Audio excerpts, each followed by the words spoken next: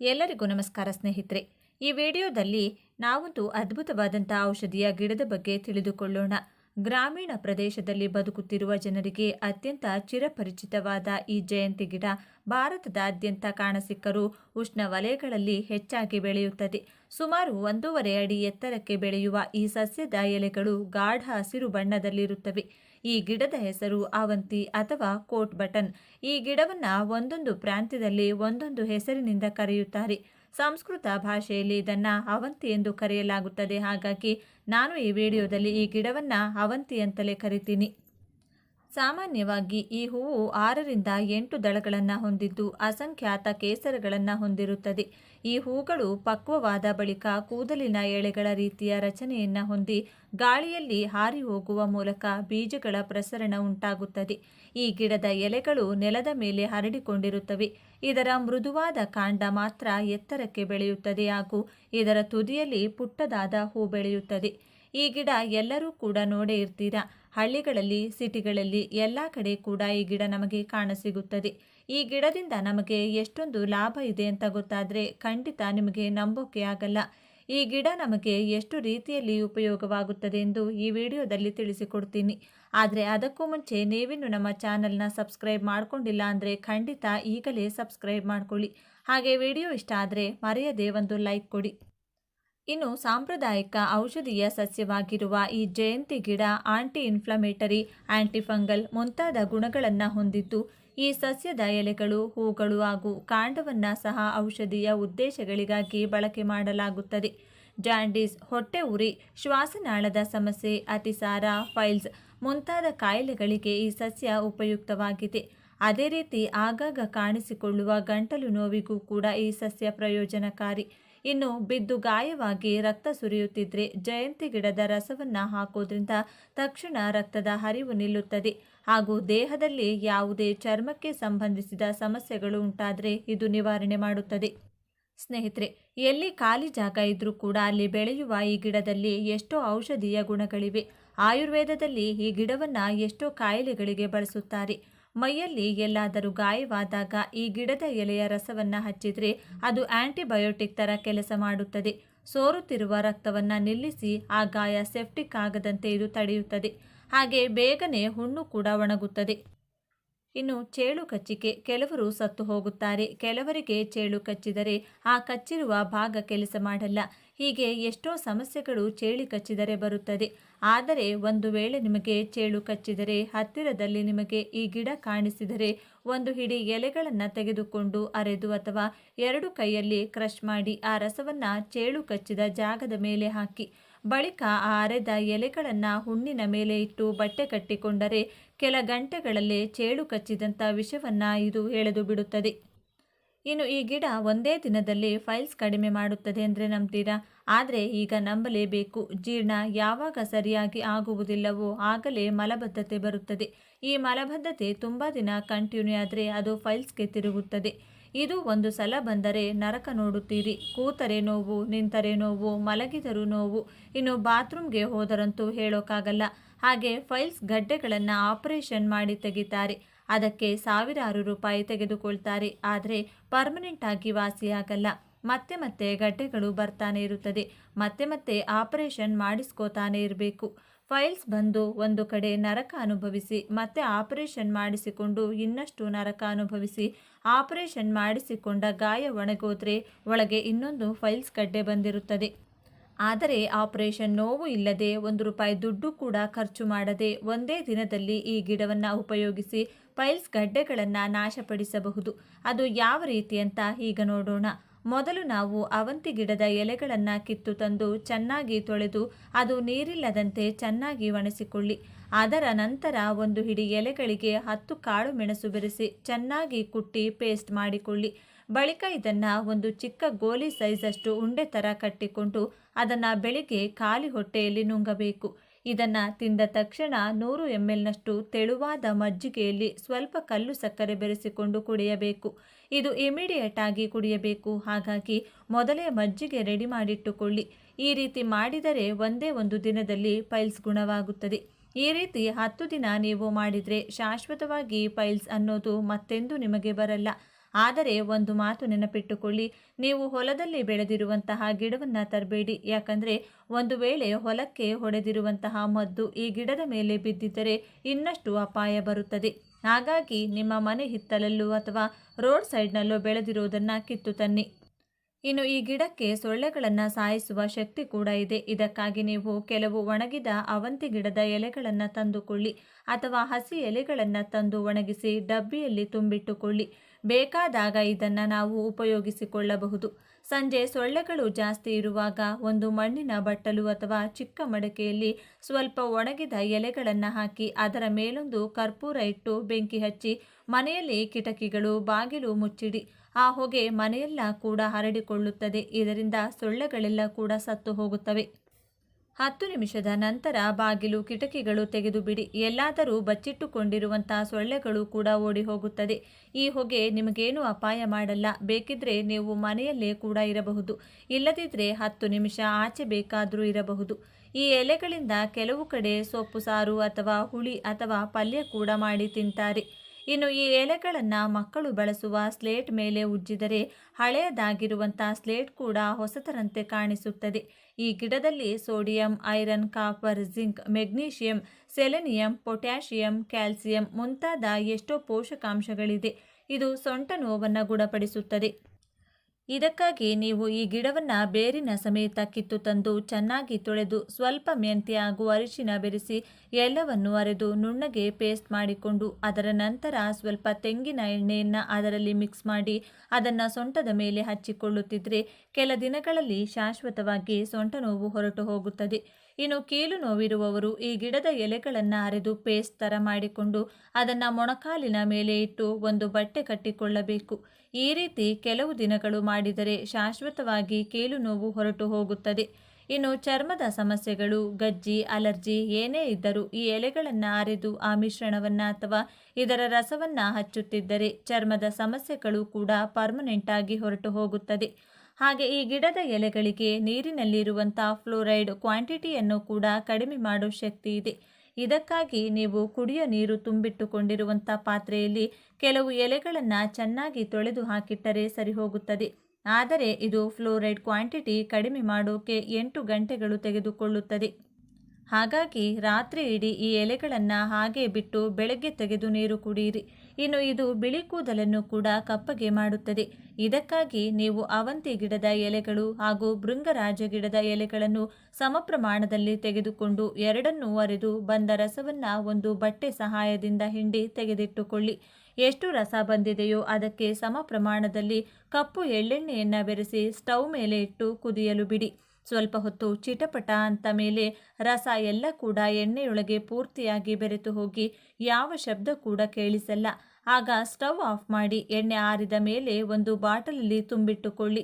ನೀವು ರಾತ್ರಿ ಮಲಗುವ ಮುಂಚೆ ನಿಮಗೆ ಬೇಕಾದಷ್ಟು ಎಣ್ಣೆಯನ್ನು ಗೋರುಬೆಚ್ಚಗೆ ಬಿಸಿ ಮಾಡಿಕೊಂಡು ಅದನ್ನು ನಿಮ್ಮ ತಲೆಗೆ ಪೂರ್ತಿಯಾಗಿ ತುದಿಯವರೆಗೂ ಹಚ್ಚಿಕೊಂಡು 5 ನಿಮಿಷ ಮಸಾಜ್ ಮಾಡಿಕೊಳ್ಳಿ. ಬೆಳಿಗ್ಗೆ ತಲೆ ಸ್ನಾನ ಮಾಡಿಕೊಳ್ಳಿ. ಈ ರೀತಿ ಮಾಡ್ತಾ ಇದ್ರೆ ಸಹಜವಾಗಿಯೇ ನಿಮ್ಮ ಬಿಳಿ ಕೂದಲೆಲ್ಲ ಕಪ್ಪು ಬಣ್ಣಕ್ಕೆ ತಿರುಗುತ್ತದೆ. ಹಾಗೆ ಬಿಳಿ ಕೂದಲು ಮತ್ತೆ ಬರೋದು ಇಲ್ಲ. ಇನ್ನು ಕೂದಲು ಕೂಡ ಕಪ್ಪು ಬಣ್ಣದಲ್ಲಿ ದಟ್ಟವಾಗಿ ಬೆಳೆಯುತ್ತದೆ. ನೋಡಿದ್ರಲ್ಲ ಸ್ನೇಹಿತರೆ, ಹಿತ್ತಲಲ್ಲಿ ತಿಪ್ಪೆಗಳಲ್ಲಿ ಬೆಳೆಯುವಂತಹ ಈ ಗಿಡದಲ್ಲಿ ಎಷ್ಟೊಂದು ಶಕ್ತಿ ಇದೆ ಅಂತ ಗೊತ್ತಾಯ್ತಲ್ವಾ? ಈ ವಿಡಿಯೋ ಇಷ್ಟ ಆದರೆ ಲೈಕ್ ಮಾಡಿ, ಶೇರ್ ಮಾಡಿ. ಇಂತಹ ಹೆಚ್ಚಿನ ಉತ್ತಮ ಮಾಹಿತಿಗಳಿಗಾಗಿ ತಪ್ಪದೇ ನಮ್ಮ ಚಾನೆಲ್ನ ಸಬ್ಸ್ಕ್ರೈಬ್ ಮಾಡಿಕೊಳ್ಳಿ. ಬ್ರಹ್ಮಕಮಲ ಹೂ ಅರಳುವ ಸಮಯವನ್ನು ದೈವಿಕ ಶಕ್ತಿಯುಳ್ಳ ಸಮಯವೆಂದು ಪರಿಗಣಿಸಲಾಗುತ್ತದೆ.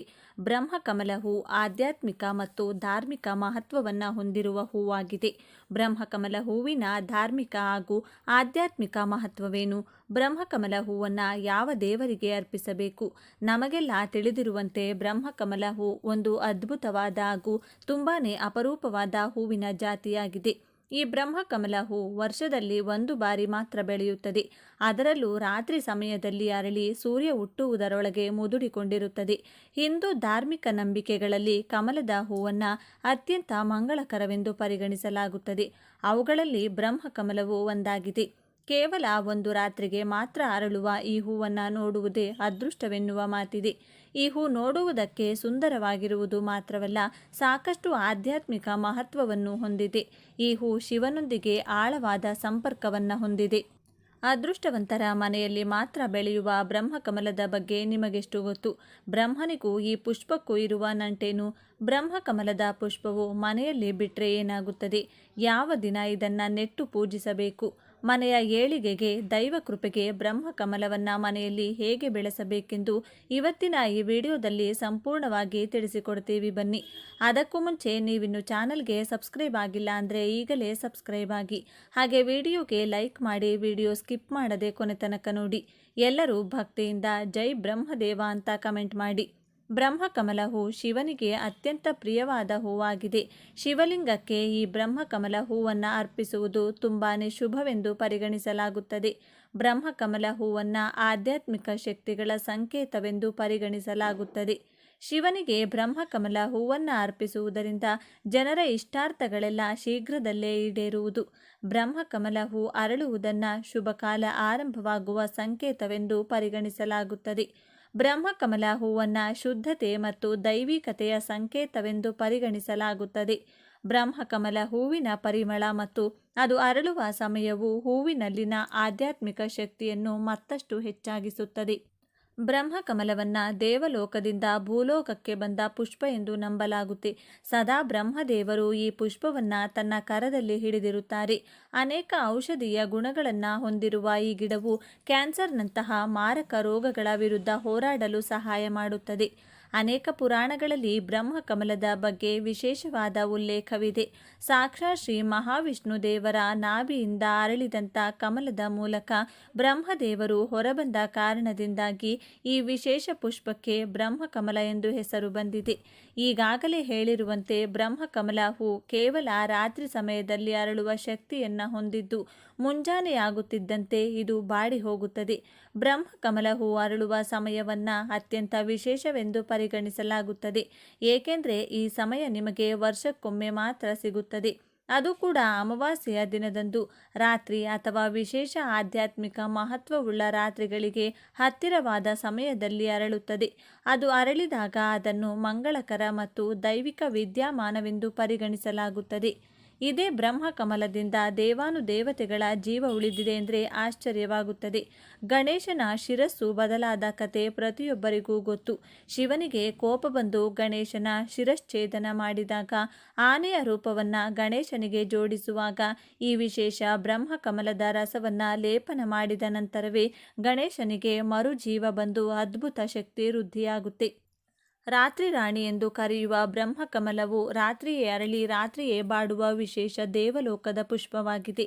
ಹಿಮಾಲಯದ ಎತ್ತರ ಪ್ರದೇಶಗಳಲ್ಲಿ ಹಾಗೂ ಉತ್ತರಾಖಂಡ್ ಪ್ರದೇಶಗಳಲ್ಲಿ ಬ್ರಹ್ಮಕಮಲವು ಅಗಾಧವಾಗಿ ಬೆಳೆಯುತ್ತದೆ. ಈ ಪುಷ್ಪವು ಅರಳುವ ಸಮಯವನ್ನು ಅಲ್ಲಿನ ಜನರು ಹಬ್ಬದಂತೆ ಸಂಭ್ರಮಿಸುತ್ತಾರೆ.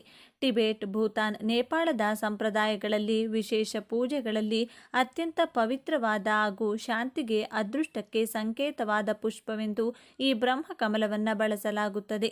ಈ ಹೂ ಅರಳಿದಾಗ ಅದನ್ನು ದೇವರ ಆಶೀರ್ವಾದವೆಂದು ಪರಿಗಣಿಸಲಾಗುತ್ತದೆ. ಈ ಹೂ ಅರಳುವ ಸಮಯದಲ್ಲಿ ಅನೇಕ ಜನರು ಧ್ಯಾನ ಮಾಡುತ್ತಾರೆ, ಪೂಜಿಸುತ್ತಾರೆ ಮತ್ತು ಪ್ರಾರ್ಥಿಸುತ್ತಾರೆ. ಹಿಮಾಲಯದಲ್ಲಿ ಕಂಡುಬರುವ ಬ್ರಹ್ಮಕಮಲವನ್ನು ಅತ್ಯಂತ ಪವಿತ್ರವೆಂದು ಪರಿಗಣಿಸಲಾಗುತ್ತದೆ ಮತ್ತು ಇದು ಉತ್ತರಾಖಂಡದ ರಾಜ್ಯದ ಹೂವಾಗಿದೆ. ಇದನ್ನು ವಿಷ್ಣು ಮತ್ತು ಲಕ್ಷ್ಮೀ ದೇವಿಯ ನೆಚ್ಚಿನ ಹೂವೆಂದು ಪರಿಗಣಿಸಲಾಗಿದೆ. ಲಕ್ಷ್ಮಿ ಮತ್ತು ವಿಷ್ಣು ದೇವನನ್ನು ಪೂಜಿಸುವಾಗ ಅವರಿಗೆ ಈ ಹೂವನ್ನು ಅರ್ಪಿಸುವ ಮೂಲಕ ಪೂಜಿಸಿದರೆ ಹೆಚ್ಚು ಫಲ ದೊರೆಯುವುದು. ಈ ಪುಷ್ಪವು ಸಂಪೂರ್ಣ ಅರಳುವುದಕ್ಕೆ ಸುಮಾರು 2 ಗಂಟೆಗಳನ್ನು ತೆಗೆದುಕೊಳ್ಳುತ್ತದೆ. ವರ್ಷಕ್ಕೆ 1 ಬಾರಿ ಬಿಡುವು. ಬ್ರಹ್ಮಕಮಲವು ಮಳೆಗಾಲದಲ್ಲಿ ಅರಳುತ್ತದೆ. ಬ್ರಹ್ಮಕಮಲವು ಅರಳುವ ಸಮಯದಲ್ಲಿ ಅದರ ಮುಂದೆ ಕುಳಿತು ನಿಮ್ಮ ಕೋರಿಕೆಗಳನ್ನು ಕೇಳಿಕೊಂಡ್ರೆ, ಈ ವಿಶೇಷ ಸಸಿಗೆ ಪೂಜೆಯನ್ನು ಮಾಡಿದರೆ ಶೀಘ್ರವಾಗಿ ಆ ಕೋರಿಕೆಗಳು ನೆರವೇರುತ್ತವೆ. ಯಾರ ಮನೆಯಲ್ಲಿ ಬ್ರಹ್ಮಕಮಲದ ಗಿಡವಿರುತ್ತದೋ ಆ ಮನೆಗೆ ಎಂದಿಗೂ ಸಂಪತ್ತು, ಐಶ್ವರ್ಯಕ್ಕೆ ಕೊರತೆ ಬರುವುದಿಲ್ಲ ಎಂಬ ನಂಬಿಕೆಯೂ ಕೂಡ ಇದೆ. ಬ್ರಹ್ಮಕಮಲದ ಸಸಿಯು ವರ್ಷ ಪೂರ್ತಿ ಮನೆಗೆ ಪಾಸಿಟಿವ್ ಶಕ್ತಿಯನ್ನು ನೀಡಿ ನೆಗೆಟಿವ್ ಶಕ್ತಿಗಳ ಪ್ರಭಾವ ಮನೆಗೆ ತಾಕದಂತೆ ರಕ್ಷಣೆಯನ್ನು ಕೊಡುತ್ತದೆ. ಎಲ್ಲ ಗಿಡದಂತೆ ಈ ಗಿಡವು ಕಾಂಡ ಹಾಗೂ ಬೀಜಗಳ ಮೂಲಕ ಗಿಡವಾಗಿ ಬೆಳೆದು ಹೂವನ್ನು ಬಿಡೋದಿಲ್ಲ. ಈ ಗಿಡದ ಎಲೆಯನ್ನು ಮಣ್ಣಿನಲ್ಲಿ ಅಥವಾ ಮನೆಯಲ್ಲಿರುವ ಪಾಟ್ಗಳಲ್ಲಿ ಇಟ್ಟರೆ ಸಾಕು, ಆ ಎಲೆಯು ದೊಡ್ಡದಾಗಿ ಅದರಿಂದಲೇ ಹೂ ಬಿಡುವ ಅದ್ಭುತ ಶಕ್ತಿಯನ್ನು ಇದು ಹೊಂದಿರುತ್ತದೆ. ಉತ್ತರ ಭಾರತದ ಮನೆಗಳಲ್ಲಿ ಬ್ರಹ್ಮಕಮಲವು ಮೊದಲ ಬಾರಿ ಅರಳಿದಾಗ ಈ ಪುಷ್ಪಕ್ಕೆ ವಿಶೇಷವಾಗಿ ಪೂಜಿಸಿ ಮನೆಗೆ ಮುತ್ತೈದೆಯರನ್ನ ಕರೆಸಿ ಅವರಿಗೆ ಮುಡಿ ತುಂಬುವ ಕೆಲಸವನ್ನ ಮಾಡಲಾಗುತ್ತೆ. ಈ ಪುಷ್ಪವನ್ನ ನಾವು ಬಳಸದೆ ದೇವರಿಗೆ ಮಾತ್ರ ಅರ್ಪಿಸಬೇಕೆಂದು ಶಾಸ್ತ್ರ ಹೇಳುತ್ತದೆ. ಈ ಪುಷ್ಪವನ್ನ ಮನೆಯಲ್ಲಿ ದೇವರಿಗೆ ಅರ್ಪಿಸುವುದರ ಜೊತೆಗೆ ದೇವಾಲಯಗಳಿಗೂ ಕೂಡ ನೀಡಬಹುದು. ಬ್ರಹ್ಮಕಮಲವನ್ನ ಅಥವಾ ಬ್ರಹ್ಮಕಮಲದ ಸಸಿಯನ್ನ ಪೂಜಿಸುವುದರಿಂದ ಶುಕ್ರ ಹಾಗೂ ಚಂದ್ರ ದೋಷಗಳು ದೂರವಾಗುತ್ತದೆ. ಮಾನಸಿಕ ನೆಮ್ಮದಿ ಪ್ರಾಪ್ತಿಯಾಗಿ ಇದರಿಂದ ಆರ್ಥಿಕವಾಗಿ ಏಳಿಗೆಯನ್ನು ನೀವು ಕಾಣಬಹುದು. ಮದುವೆ ಭಾಗ್ಯ ಕೂಡಿ ಬಂದಿಲ್ಲ ಎನ್ನುವವರು ಬ್ರಹ್ಮಕಮಲದಿಂದ ಅಮ್ಮನವರಿಗೆ ಪೂಜೆಯನ್ನ ಮಾಡಿದರೆ, ಈ ವಿಶೇಷ ಮಂತ್ರವನ್ನ ಪಠಿಸಿದರೆ ಶೀಘ್ರವಾಗಿ ಗುರುಬಲ ಪ್ರಾಪ್ತಿಯಾಗಿ ಮದುವೆ ಭಾಗ್ಯ, ಕಂಕಣ ಭಾಗ್ಯ ಕೂಡಿ ಬರುತ್ತೆ. ಓಂ ತಾರಾಕಾಂತಿ ತಿರಸ್ಕಾರೆ ನಾಸಾಭರಣ ಬಾಸುರಾಯ ನಮಃ ಎಂಬ ವಿಶೇಷ ಮಂತ್ರವನ್ನು 108 ಬಾರಿ ಹೇಳುತ್ತಾ ಬ್ರಹ್ಮಕಮಲವನ್ನು ದೇವಿಯ ಮುಂದೆ ಇಟ್ಟು ನಿಮ್ಮ ಕೋರಿಕೆಗಳನ್ನು, ಅದೆಂದರೆ ಮದುವೆ ಕೋರಿಕೆಯನ್ನು ಕೇಳಿಕೊಂಡ್ರೆ ಗುರುಬಲ ಪ್ರಾಪ್ತಿಯಾಗಿ ಕಂಕಣ ಭಾಗ್ಯ ಶೀಘ್ರವಾಗಿ ಕೂಡಿ ಬರುತ್ತೆ. ಈ ಗಿಡವನ್ನು ಅಶ್ವಿನಿ ನಕ್ಷತ್ರ, ರೋಹಿಣಿ ನಕ್ಷತ್ರ ಇರುವಂಥ ದಿನ ಅಥವಾ ಸೋಮವಾರದ ದಿನಗಳಂದು ಮನೆಯಲ್ಲಿ ನೆಟ್ಟು ಬೆಳೆಸಲು ಆರಂಭಿಸಬೇಕು. ಬ್ರಹ್ಮಕಮಲಕ್ಕೆ ಸಂಬಂಧಿಸಿದ ಪೌರಾಣಿಕ ಕಥೆ. ಹಿಂದೂ ಧರ್ಮದಲ್ಲಿ ತ್ರಿಮೂರ್ತಿಗಳೆಂದು ಪೂಜಿಸುವ 3 ಜನರಲ್ಲಿ ಬ್ರಹ್ಮದೇವನು ಈ ಬ್ರಹ್ಮಕಮಲದ ಸಸ್ಯವನ್ನು ಸೃಷ್ಟಿಸಿದನು ಎನ್ನುವ ನಂಬಿಕೆ ಇದೆ. ಇನ್ನು ಕೆಲವೊಂದು ಕಥೆಯ ಪ್ರಕಾರ ಒಮ್ಮೊಮ್ಮೆ ಬ್ರಹ್ಮದೇವರು ನಿದ್ರೆಗೆ ಜಾರಿದಾಗ ಕಮಲದ ಹೂವಿನ ಧ್ಯಾನವನ್ನ ಮಾಡುತ್ತಾರೆ. ನಂತರ ಅವರು ಎಚ್ಚರಗೊಂಡು ನೋಡಿದಾಗ ಅವರೇ ಸ್ವತಃ ಕಮಲವಾಗಿ ರೂಪಾಂತರಗೊಂಡಿದ್ದರು. ಆಗ ಆ ಹೂವಿಗೆ ಬ್ರಹ್ಮಕಮಲ ಎಂದು ಹೆಸರಾಯಿತು. ಬ್ರಹ್ಮಾಂಡವನ್ನ ಸೃಷ್ಟಿಸಲು ಬ್ರಹ್ಮನು ಕಮಲದ ಹೂವನ್ನು ಬಳಸಿದನು ಎಂದು ಹೇಳಲಾಗುತ್ತದೆ. ರಾಕ್ಷಸನು ತನ್ನ ಹೆಂಡತಿಯನ್ನು ಕೊಂದ ನಂತರ ವಿಷ್ಣುವು ತನ್ನ ಹೆಂಡತಿ ಲಕ್ಷ್ಮಿಯನ್ನ ಪುನರುತ್ಥಾನಗೊಳಿಸಲು ಹೂವನ್ನು ಬಳಸಿದನೆಂದು ಮತ್ತೊಂದು ಕಥೆಯು ಹೇಳುತ್ತದೆ. ಹೀಗೆ ಬ್ರಹ್ಮಕಮಲಕ್ಕೆ ಸಂಬಂಧಿಸಿದಂತೆ ನಮ್ಮಲ್ಲಿ ಅನೇಕ ನಂಬಿಕೆಗಳು ಮತ್ತು ಕಥೆಗಳಿವೆ. ಬ್ರಹ್ಮಕಮಲವು ವರ್ಷಕ್ಕೆ ಒಮ್ಮೆ ಮಾತ್ರ ಅರಳುವ ಹೂ. ಹೆಚ್ಚಿನವರು ಇದನ್ನು ಬ್ರಹ್ಮದೇವನ ಆಶೀರ್ವಾದ ಹೊಂದಿರುವ ಹೂವೆಂದು ಹೇಳುತ್ತಾರೆ. ಈ ಹೂವಿನ ಅರಳುವ ದಿನಕ್ಕಾಗಿ ಎಲ್ಲರೂ ಎದುರು ನೋಡುತ್ತಿರುತ್ತಾರೆ. ಧಾರ್ಮಿಕ, ವೈಜ್ಞಾನಿಕ ಮತ್ತು ಪೌರಾಣಿಕ ಮಹತ್ವವುಳ್ಳ ಹೂವಿದಾಗಿದೆ. ಬ್ರಹ್ಮಕಮಲದ ಸಸಿ ಇರುವಂಥ ಮನೆಯಲ್ಲಿ ಒಟ್ಟಾರೆಯಾಗಿ ಮಾನಸಿಕ ನೆಮ್ಮದಿ, ಹಣದ ಅಭಿವೃದ್ಧಿ, ಗ್ರಹಗಳ ಅನುಕೂಲತೆ ಏರ್ಪಟ್ಟು ಸಕಲ ಶುಭಗಳೇ ಉಂಟಾಗುತ್ತದೆ. ಕೊನೆಯದಾಗಿ ಬ್ರಹ್ಮಕಮಲದ ಪುಷ್ಪವು ಮನೆಯಲ್ಲಿ ಹೆಚ್ಚಾಗಿ ಬಿಟ್ಟಾಗ ಅಕ್ಕಪಕ್ಕದ ಮನೆಯವರಿಗೂ ನೀಡಬೇಕು. ನಿಮ್ಮಿಂದ ಆ ಪುಷ್ಪವನ್ನು ಪಡೆದ ಅವರು ದೇವರಿಗೆ ಅರ್ಪಿಸುವಾಗ ಪುಣ್ಯಫಲ ದ್ವಿಗುಣವಾಗುತ್ತದೆ. ಇದರಿಂದ ಮತ್ತಷ್ಟು ಶುಭ ಫಲ ನಿಮಗೂ ನಿಮ್ಮಿಂದ ಪುಷ್ಪವನ್ನು ಪಡೆದ ಅವರಿಗೂ ಕೂಡ ಲಭಿಸುತ್ತದೆ. ನೋಡಿದ್ರಲ್ಲ, ಬ್ರಹ್ಮಕಮಲದ ಬಗೆಗಿನ ಈ ವಿಶೇಷ ಮಾಹಿತಿ ನಿಮಗೆ ಇಷ್ಟವಾದರೆ ತಪ್ಪದೆ ಜೈ ಬ್ರಹ್ಮದೇವ ಅಂತ ಬರೆದು ಈ ವಿಡಿಯೋನ ಪ್ರತಿಯೊಬ್ಬರಿಗೂ ಕೂಡ ಶೇರ್ ಮಾಡಿ. ಮುಂದಿನ ಬಾರಿ ಮತ್ತೊಂದು ವಿಶೇಷ ದೈವ ಮಾಹಿತಿಯೊಂದಿಗೆ ಚಾನೆಲ್ ಮೂಲಕ ಭೇಟಿಯಾಗೋಣ. ಧನ್ಯವಾದಗಳು ಸ್ನೇಹಿತರೆ.